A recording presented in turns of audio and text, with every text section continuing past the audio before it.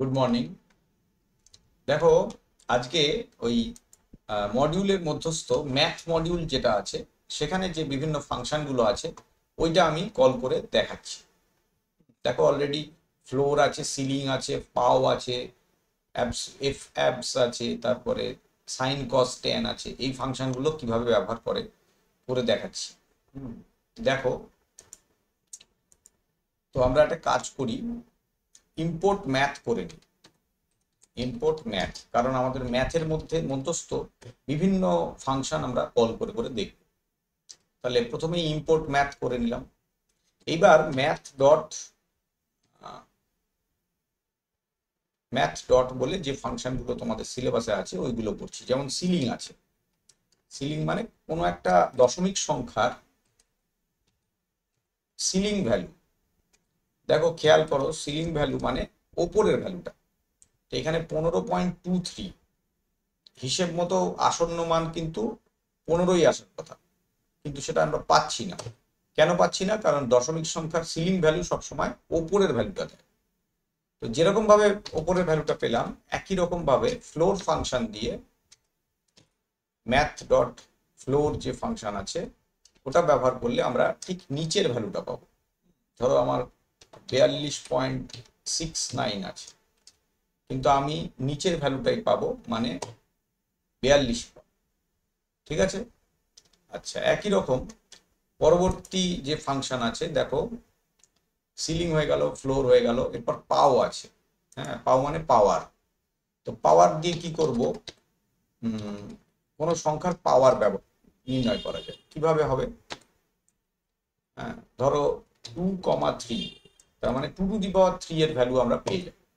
দেখো, 2 to the পাওয়ার 3 মানে কত? 8। এ দেখো, পেয়ে গেলাম। ঠিক আছে? আচ্ছা, এর পরেরটা কি আছে?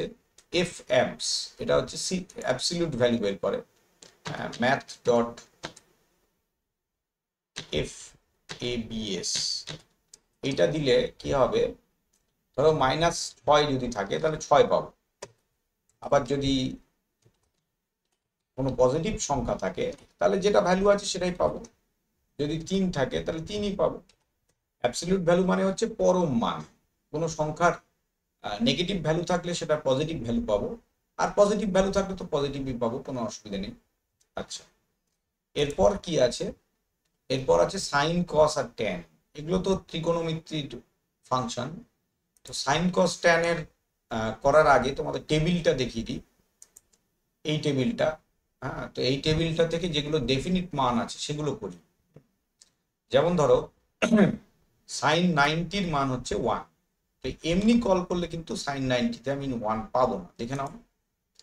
দেখো, ম্যাথ ডট sin 90, এটা যদি লিখি তাহলে কিন্তু পাবো না, ডাইরেক্টলি 1 পাবো। 1-এর কাছাকাছি পাবো, কিন্তু 1 পাবো। কেন পাবো না? কারণ π/2 কিন্তু এখানে পাচ্ছি না। তো π/2 কিভাবে পাবো? ম্যাথ ডট সাইন লিখে ব্র্যাকেটে আরেকটা পাই এর যে ভ্যালুটা, এই পিআই, ম্যাথ ডট পিআই এর মধ্যে পাই এর সঠিক ভ্যালুটা পাওয়া যায়। তো সেখান থেকে আমরা ম্যাথ ডট π/2 বের করলাম। তো এবার দেখো, আমি 1.0 পেলাম। বুঝতে পারছো? একই রকম ভাবে যেগুলো ডেফিনিট ভ্যালু সেগুলো আমি কল করে দেখাচ্ছি, কারণ এই রুট ওভার যে ভ্যালুগুলো, ওগুলো তো দেখে বোঝা যাবে না এক্স্যাক্টলি ভ্যালু কেমন। যেমন cos 60 মানে π/3। তাহলে এটাকেই যদি আমরা কস দিয়ে কল করি, হাফ আছে, তো এখানে এই জায়গাটাকে কস করে দিলাম। আর এই জায়গায় π/3 হলো হচ্ছে তোমার 60 হয়। দেখো, 0.5, হাফ আছে মানে 0.5 পেলাম। খুবই কাছাকাছি মান পাচ্ছি। বুঝতে পারছো? আচ্ছা, এরপর হচ্ছে ট্যানের ক্ষেত্রে tan 45°, ওইটা সহজ। তো ওইটা করে দেখি। tan 45 এর জন্য আমি এখানে ট্যান কল করলাম, আর 45 যেহেতু π/4 করে দিচ্ছি। ঠিক আছে? দেখো, প্রায় 1.9999, মানে তো অলমোস্ট 1ই হয়। ঠিক আছে? তো এইভাবে যে ম্যাথের মডিউলের অন্তর্গত যে ফাংশনগুলো আছে, মানে এসকিউআরটি, সিলিং, ফ্লোর, পাও, সাইন, কস, ট্যান সবকটাই পেয়ে গেলাম। ঠিক আছে, হ্যাঁ। তো লাইক করবে, শেয়ার করবে, আর কোনো প্রশ্ন থাকলে অবশ্যই আমাকে কমেন্ট করে জানাবে।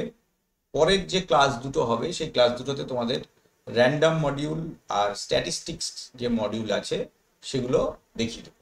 ঠিক আছে, বুঝতে পারলে? তো আজকের ক্লাসে এইটুকুই রাখছি। থ্যাংক ইউ সকলকে।